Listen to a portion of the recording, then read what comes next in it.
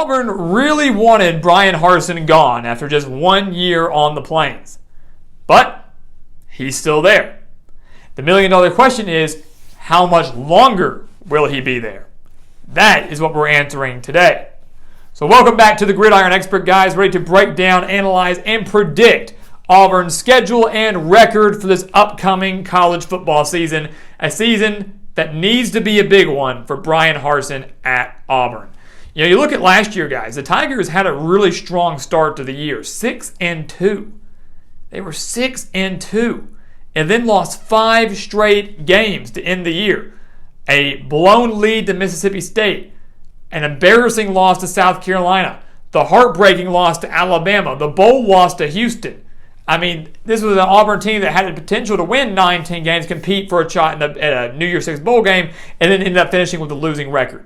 Then the offseason came along, and there was all that controversy about Bryan Harsin and his potential affair with a worker within the Auburn program. It was this whole deal, guys, and yet Bryan Harsin's still there.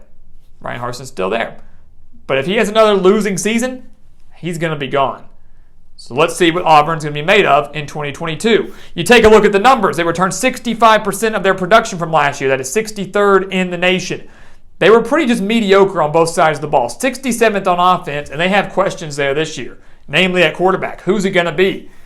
Is it going to be TJ Finley, who just got arrested but probably will be playing this season? Could it be TJ Finley? Could it be Zach Calzada, the transfer quarterback from Texas A&M? Could it be Robbie Ashford, who was the offensive MVP of the A-Day game back in the spring?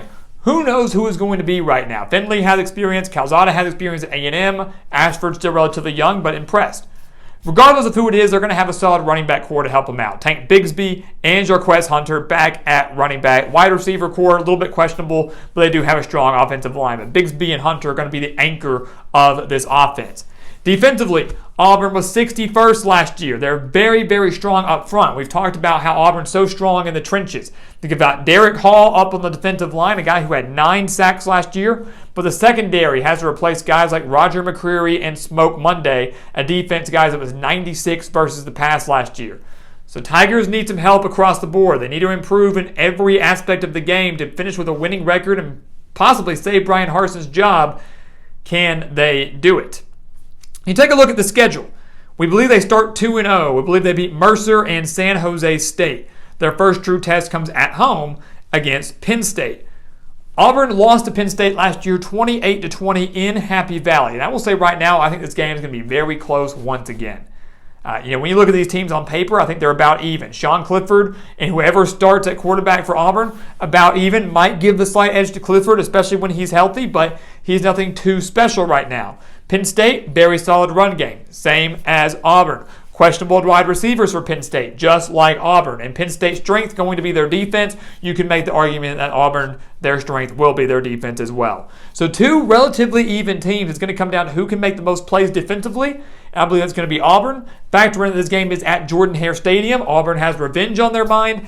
I think Bryan Harsin tries to just shut down any doubts that the fan base and the boosters have of him and get a quality win over a potentially ranked Big Ten opponent.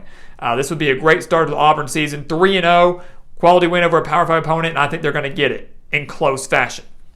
3-0 for the Tigers. Let's go ahead and make it 4-0. Missouri, guys, I don't expect much of them in 2022. I know a lot of people are hating on me for that, but the Tigers, while they have recruited well under Eli Drinkwitz, I just don't think have the talent now, all to come together now to win 6, 7, 8 games. They're going to struggle, and maybe next year could be the year they take off. So Auburn, with that home field advantage, wins that game 4-0. And when you look at the schedule, guys, you realize that the first 5 games of the year are all at home for Auburn. So that's really beneficial for them. We believe they're going to win the first 4, and then they're going to drop that last one. We believe they're going to fall to LSU. Last year, the Auburn Tigers, won 24-19 in Baton Rouge. It was a crazy game. But had it not been for some crazy heroics by Bo Nix, one of the best and wildest plays of the season, Auburn would have lost that game to LSU. Not to take anything away from the Tigers of Auburn, but again, one wild play, if that game results in a sack, if it results in an interception, if it results in an incompletion, Auburn may have lost, probably would have lost that game. You look at LSU now, while they do have some questions across the board, who's going to be their quarterback? Can their secondary tighten up? I don't think Auburn, whoever their quarterback is going to light anyone up through the air. So I'm not too worried about LSU's secondary.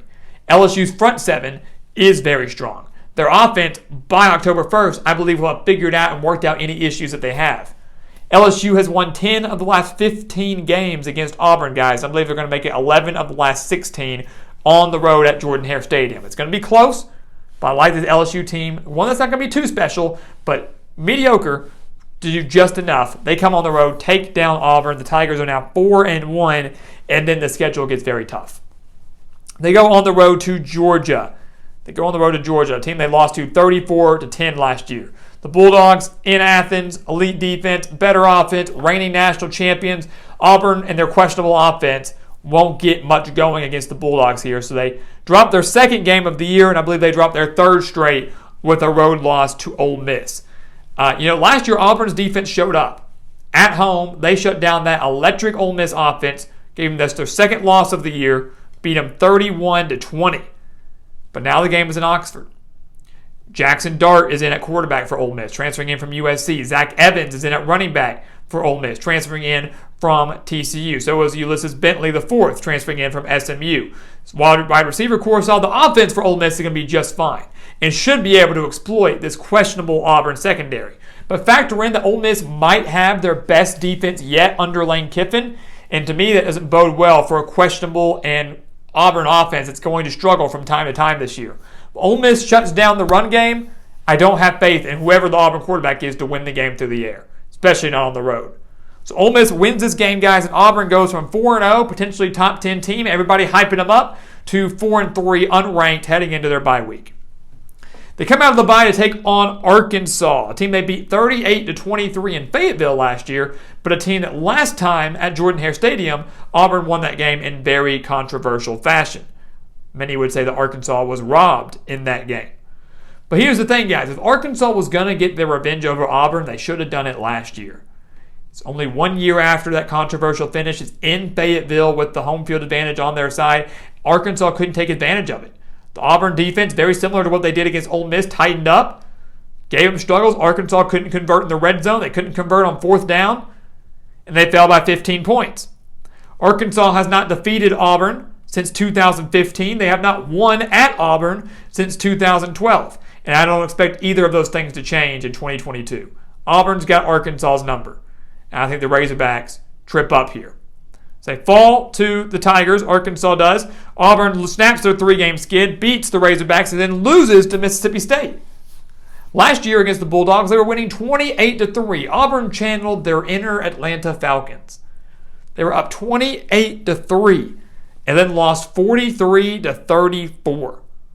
43-34, a 40-6 run to end the game for the Bulldogs. Auburn allowing 415 yards and 6 touchdowns to Will Rogers, the quarterback of Mississippi State. Now the game is in Starkville.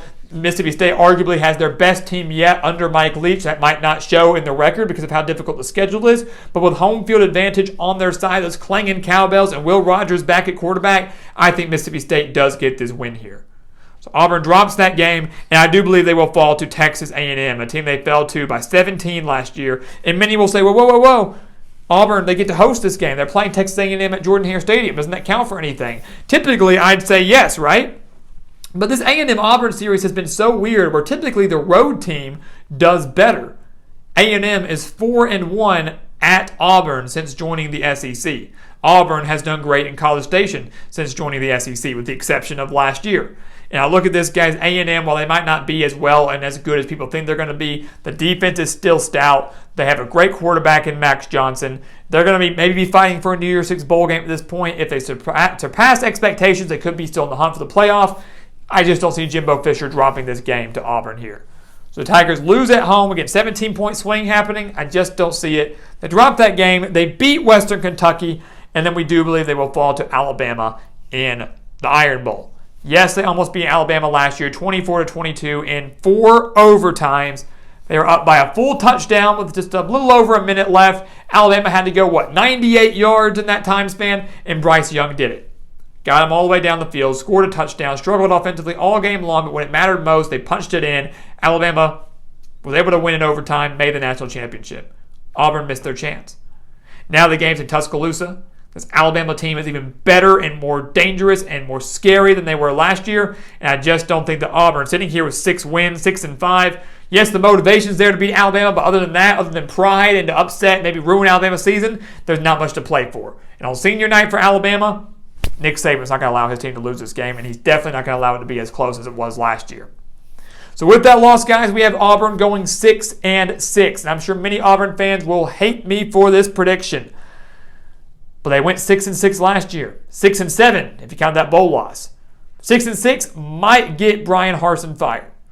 If they keep him around, he's definitely going to need to win his bowl game to have any chance of winning his job. But 6-6 at Auburn is just unacceptable. The schedule, though, so tough for the Tigers. The talent, to me, simply just not there this year. They will go bowling. I have no doubt about that. But contending for an SEC title, saving Brian Harsin's job, probably not in the cards for 2022. So guys, as always, thank you so much for watching us here at the Gridiron Expert on YouTube. Make sure to continue to like, comment, subscribe, share our videos, and of course, check out everything down in the description below, including our expert picks over on our website, thegridironexpert.com. Make sure to check those out and sign up for those today. And once again, guys, as always, thank you so much for watching, and we'll see you next time right here on the Gridiron Expert. Yeah.